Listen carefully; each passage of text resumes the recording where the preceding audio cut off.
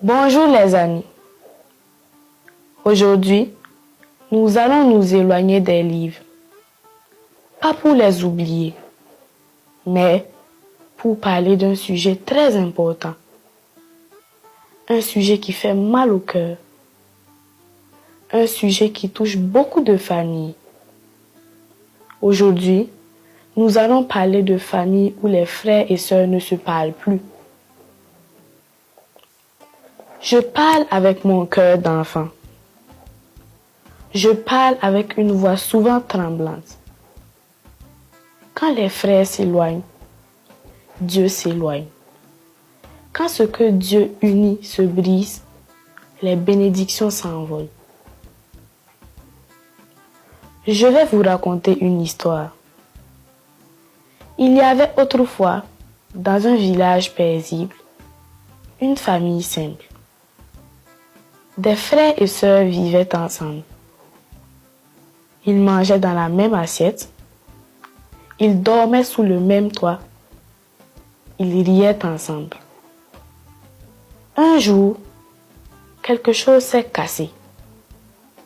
Une parole mal comprise, des disputes, de la fierté, de l'ego. Depuis ce jour, des enfants nés du même ventre se sont tournés le dos. Ils ne se parlent plus.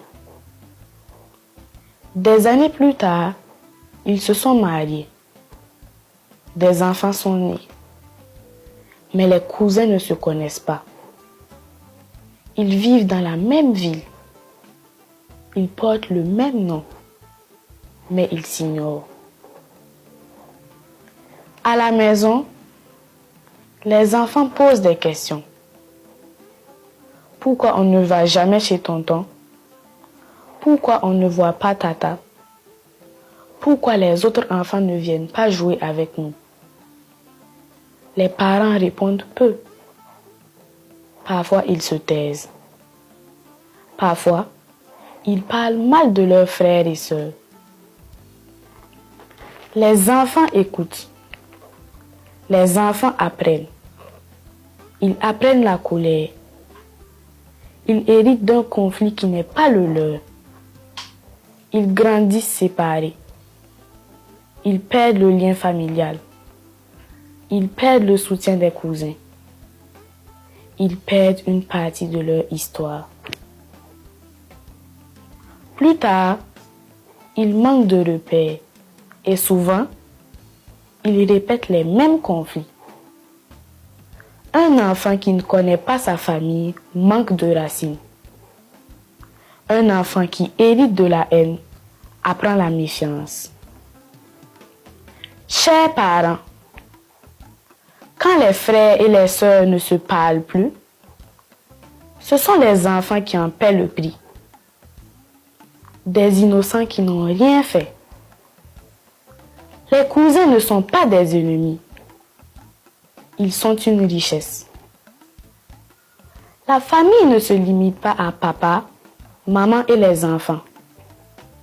Elle inclut les oncles, les tantes, les cousins et les grands-parents. Imaginez un jour des enfants de la même famille qui ne se connaissent pas et qui ont une relation incestueuse. Qui en sera responsable? Vos conflits vous appartiennent. Ne les donnez pas à vos enfants. Parler, c'est protéger l'avenir. Se réconcilier, c'est réparer l'enfance. Aux enfants qui m'écoutent, si votre famille est divisée, souvenez-vous, vous avez le droit d'aimer tous les membres de votre famille. Vous avez le droit de poser des questions à vos parents. Vous avez le droit de souhaiter la paix. Nous aussi les enfants, avons un rôle à jouer. Nous pouvons rester proches de nos cousins malgré tout. Nous pouvons garder le lien.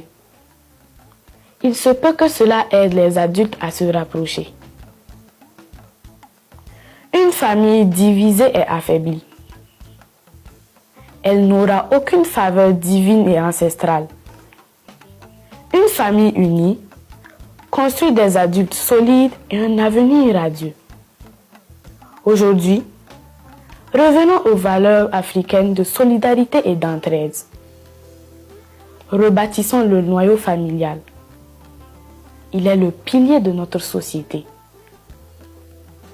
C'était votre ami Iman. On se retrouve bientôt dans Laisse ton écran et lis un livre. En attendant, je souhaite la paix, l'entente et l'unité dans toutes les familles qui l'ont perdu. Au revoir et à très bientôt.